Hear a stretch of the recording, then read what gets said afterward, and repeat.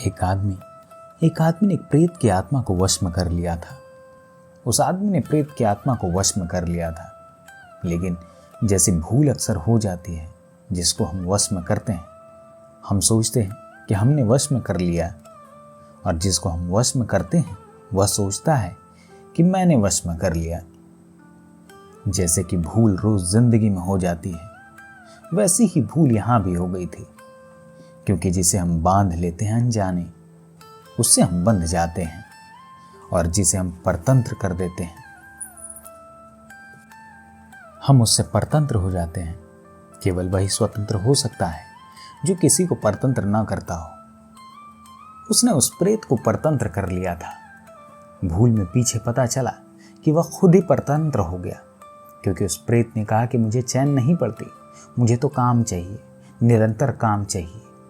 कितने काम थे, सब चुक गए, और वह प्रेत बार बार खड़ा हो जाए और पीछे आकर धक्के देने लगे कि मुझे काम दो, मुझे चैन नहीं पड़ती, बेकाम मैं बैठ नहीं सकता हूँ।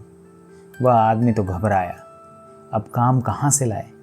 सारे काम तो चुक गए थे, जो कामनाएं थी सब उसने पूरी कर दी थी। और तब मुश्किल खड़ी हो गई कि वह प्रेत अब भारी पड़ने लगा उस पर, और वह खड़ा है पीछे, धक्के दे रहा है कि मुझे काम दो। वह आदमी बहुत घबराया, बहुत बेचैन हुआ, बहुत परेशान हुआ। गांव के बाहर एक वृद्ध फकीर रहता था। वह आदमी बहुत घबराया, बहुत बेचैन हुआ, बहुत परेशान हुआ। गांव के बाहर एक वृद्ध फकीर रहता था, उसके पास गया। जब कोई बहुत बेचैन और परेशान हो जाता है तो फकीरों को खोजता है, उनके पास जाता है। वह भी गया।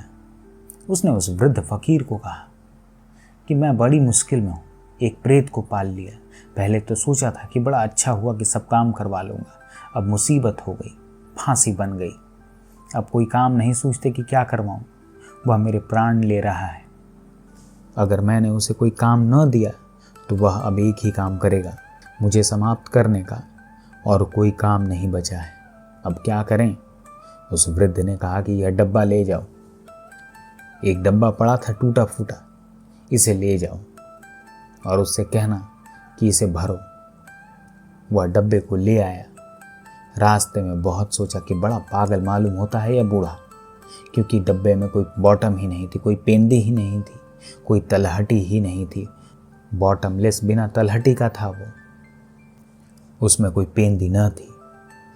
लेकिन जब उसने कहा था तो सोचा कि देखूं, जाकर डब्बा लटका दिया और उस प्रेत को कहा कि कुएं से पानी खींचो और इसमें भरो।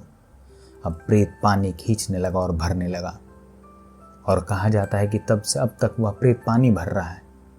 और वह आदमी तो कभी का मर भी गया, और वह प्रेत अभी तक पानी ही भर रहा है।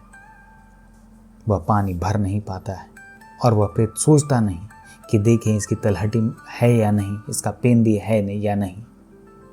उस डब्बे के नीचे कोई तलहटी नहीं, इसलिए पानी डाला तो जाता है लेकिन भरता कभी नहीं।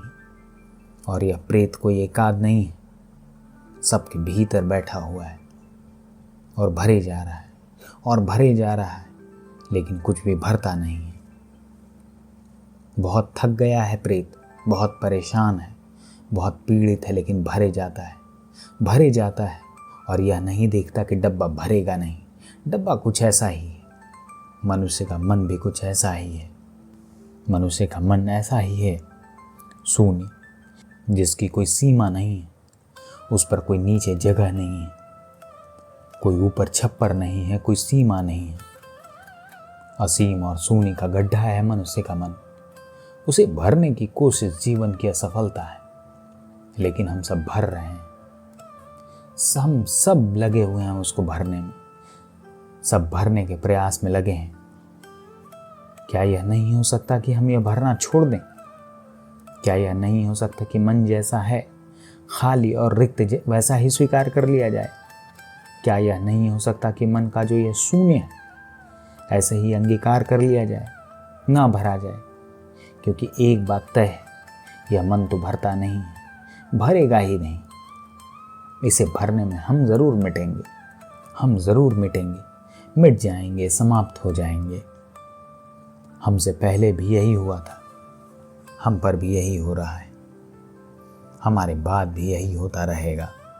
यह असंभव है कि मन भर जाए। सीधा सीधा तथ्य है, यह असंभव है कि मन भर जाए, क्योंकि मन है रिक्त। शायद रिक्त कहना भी ठीक नहीं, क्योंकि जो रिक्त होता है उसके आसपास एक दीवार होती है जिसके भीतर रिक्तता होती है। मन है रिक्तता। मन रिक्त नहीं है, रिक्तता ही मन है।